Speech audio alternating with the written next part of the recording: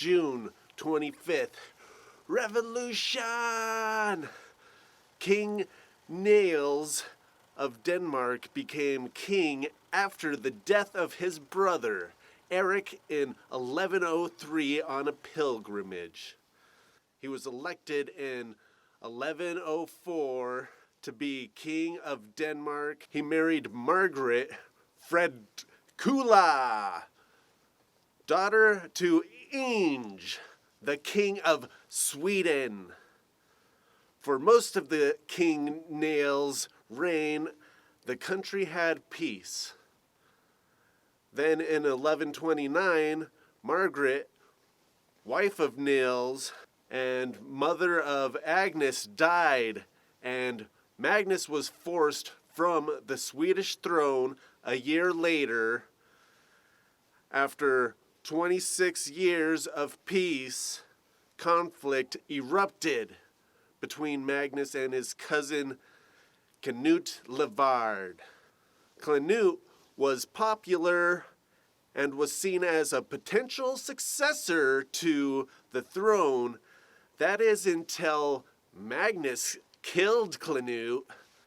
King Niels condemned Magnus at first, but eventually supported him, and it caused a civil war between Niels and the supporter of Canute's half-brother Eric. Niels and Magnus sought to deal Eric a devastating defeat in the Battle of Forkviken. On June 4th, 1134, however, they were taken by surprise. A contingent of German soldiers on horses. Niels escaped, but Magnus was slain. Niels sought refuge with Holy Roman Emperor Lothar of Germany, but did not make it that far. Niels ventured into the city that Canute Levard, you know, that guy his son Magnus killed, that's where he once lived. Unfortunately, on June 25th, King Niels was slain before he could reach the royal palace. The townspeople have turned against him. What do you think? Should Niels have kept Magnus condemned and punished for his crime? 1876, the Battle of Little Bighorn. One of many battles in the Black Hills War. The war started when gold was discovered in the Black Hills, and the U.S. government was like, there's gold in them hills. So first they tried to buy the Black Hills from the Sioux, but when this did not work, the government ordered the Indians to report to reservations by the end of January, which was impossible for the Indians to do in the middle of winter. So the administration labeled the Indians as hostile.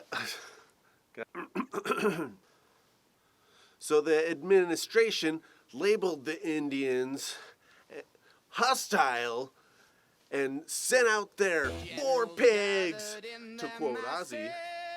George and Boston Custer and their cavalry went forth to corral the remaining Free Plains Indians.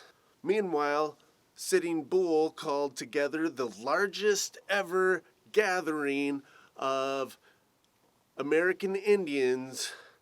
They were to discuss what to do about their plight when Custer and his men found a large encampment. His presence became known, so he decided to attack immediately. He divided his forces into 3 platoons, intending to do a hammer anvil maneuver, attempting to sandwich the Indians. This may have worked, but they were outnumbered. In 1 hour, 3,000 Native Americans killed Custer and his 200-some men. I guess that's why they call the battle Custer's Last Stand. What do you think? Could have all of this death been avoided? 1906, murder. Stanford White was born November 9th, 1853. He was an architect who designed many buildings, from civic, institutional buildings, religious buildings, and even houses for the rich. If you needed something built, White was your man. His designs embodied the American Renaissance. He started his career as an assistant to Henry Richardson, the great American architect of the day, and the creator of a style called Richardsonian Romanesque style.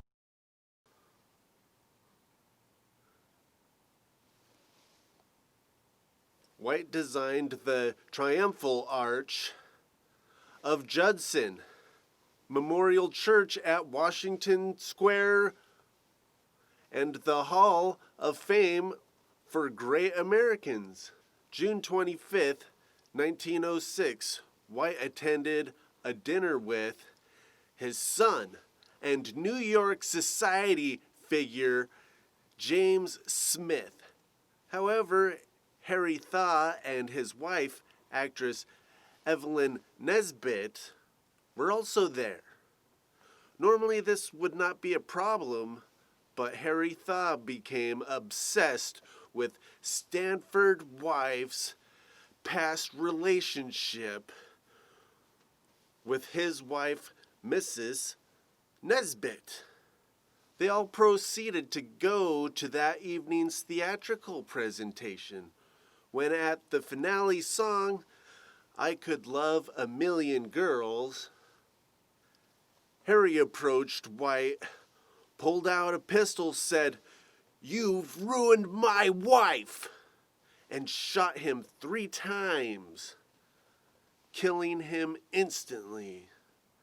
The crowd initial reaction was one of good cheer, like a party trick of the upper society of New York.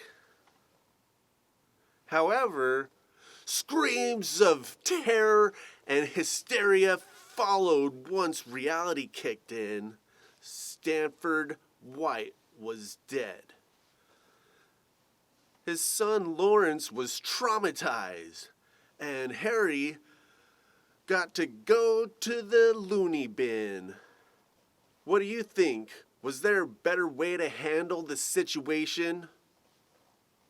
What's it like to hug yourself the rest of your life? 1937, tuberculosis. Colin Clive was born January 20th in the year 1900. He was a stage and screen actor. His first screen role was in Journey's End. He played the role of tormented, alcoholic Captain Sang Hope. His most famous role was Harry Frankenstein in the 1931 film Frankenstein, and its sequel, 1935 Bride of Frankenstein. Colin was in close to 20 movies in the span of his career. Clive suffered from severe chronic alcoholism and died from complications of tuberculosis on June 25th, 1937. Execution. 1959, Charles Starweather was a killer who was born November 24th, 1938.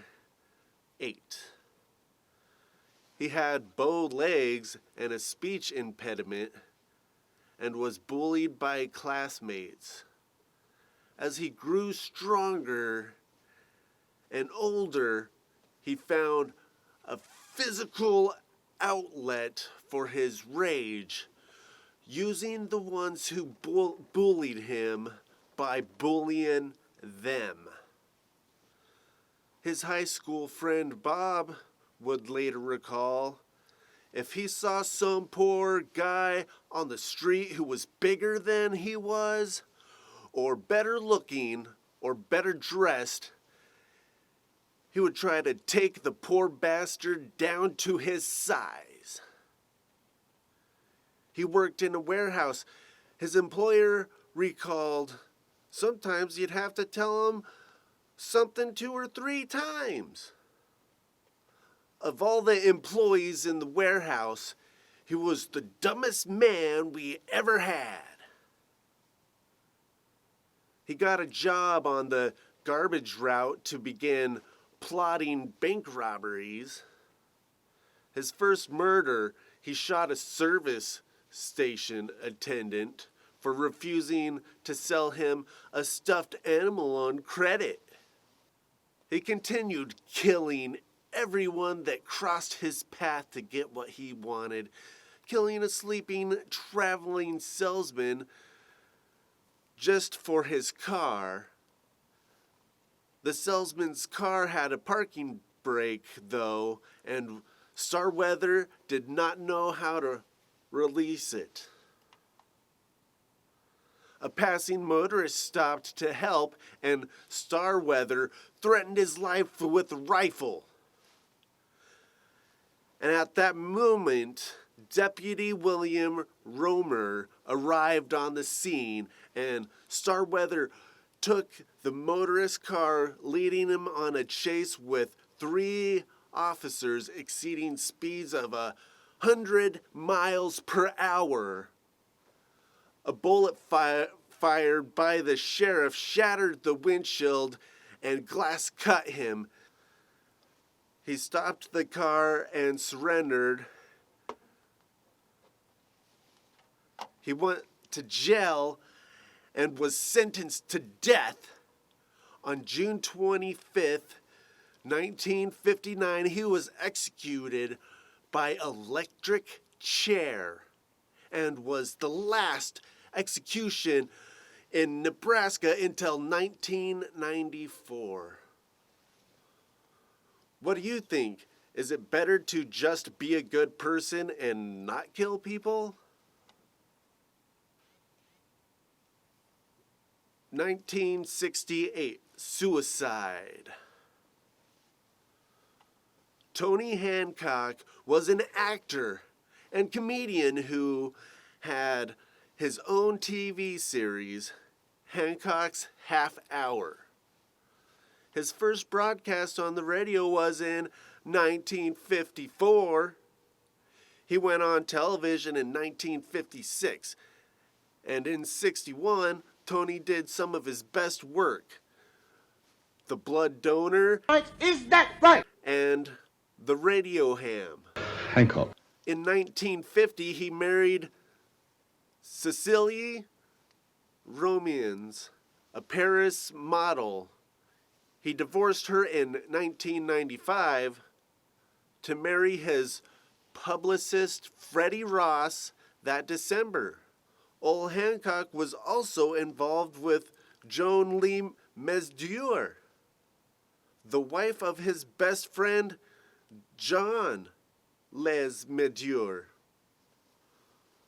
who was a supporting character for Hancock's television series in 1966. Freddie, Tony's wife, took an overdose and survived, but was unable to save Hancock from chronic alcoholism. She filed for divorce. His personal and professional life had spiraled out of control. Then on June 25th, 1968, Tony was found dead just before the divorce was finished. With an empty bottle of vodka and hypnotic sedative tablets scattered around, may he rest in peace. What do you think? Can alcohol affect your mind and make you black out and lose control?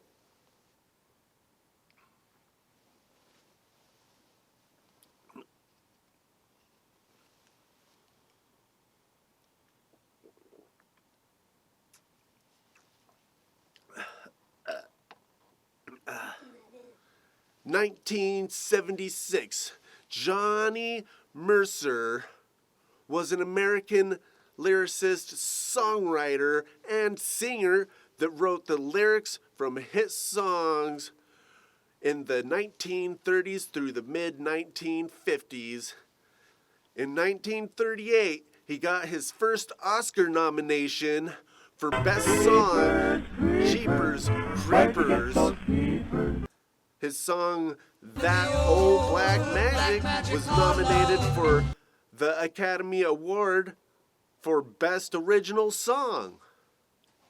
In 1943, Come Rain was Johnny's first Broadway hit and earned him his first Academy Award for Best Song. And in 1951, he won an Oscar with In the Cool of the Evening. In 1954, he wrote the lyrics for Seven Brides and Seven Brothers, and the lyrics to Moon River in Breakfast at Tiffany's. Off to see the world. Johnny Mercer wrote the lyrics to more than 1,500 songs. He received 19 Oscar nominations and won 4 Best Original Song Oscars. Johnny died in 1976 of an inoperable brain tumor. May he rest in peace. What do you think? Is writing more music than most people could write in a lifetime an impressive legacy to leave behind? 1984, AIDS. Michael Foucault was a French philosopher and historian of sex. Some of his theories addressed the relationship between power and knowledge and how they are used as a form of social control. He even wrote The History of Modern Sexuality. Foucault was active in anti-racist campaigns. He was involved in the founding of the agency De Presse Liberation, a group of leftist journalists who intend to cover news stories neglected by the mainstream press. Later, he had an experience with LSD in Death Valley, California, and later wrote it was the greatest experience in his life, and that it profoundly changed his life and work. Foucault remained a political activist, focusing on protesting government abuses of human rights around the world, which is a problem we still battle today. Foucault spent many evenings in sadomasochistic bathhouses in the San Francisco gay scene, engaging in unprotected sex and heavily using recreational drugs. He eventually contracted HIV that developed into AIDS. Foucault initially referred to AIDS as a dreamed-up disease when he developed a persistent dry cough He went to the hospital and died June 25th, 1984. May he rest in peace. What do you think? Is it better safe than sorry with unprotected sex? 1988, overdose. Hillel Slovak was a musician that was a founding member of the Red Hot Chili Peppers. He was born April 13th, 1962, and died June 25th, 1988, sadly, of a heroin overdose. If you or anyone you know struggle with addiction, please seek help from organizations in your area. For more info on Hillel Slovak and my a cappella A Death tribute to the Red Hot Chili Peppers, Other Side, in memory of Hillel, the link is in the description below. 2009, cardiac arrest. Michael Jackson was a singer and songwriter dubbed the King of Pop and regarded as one of the most significant cultural figures of the 20th century. He was the 8th child of the 10 Jackson kids. He made his debut in 1964 with his older brothers, Jackie, Toto, Jermaine, and Marlon, as a member of the Jackson 5. In 1971, Michael started his solo career with hits like Beat It, Just beat it. Black or White, and Thriller. He achieved global success and world fame in his over 40 years of musical success. When on June 25th, 2009, Michael Jackson, may he rest in peace, died from cardiac arrest. He had been taking drugs whose names I can't even pronounce, prescribed to him by Murray, his doctor, to help him sleep. The LA coroner ruled that Jackson's death was a homicide and that Murray was charged with involuntary manslaughter. In 2011, he got the maximum sentence of 4 years in prison and was released 2 years later in 2013 because of prison overcrowding and good behavior. What do you think? Should I do an a cappella death rendition of a Michael Jackson song? And if so, what song? Well, wasn't that interesting? Sorry for any mispronunciations, and thank you for joining us to remember those who have died this day in death. If you enjoyed yourself, make sure to like, subscribe, and ring that bell to know when we have new videos up. And remember, with the inevitability of death and so many ways to die, we are all equal in death. Thank you and have a great day.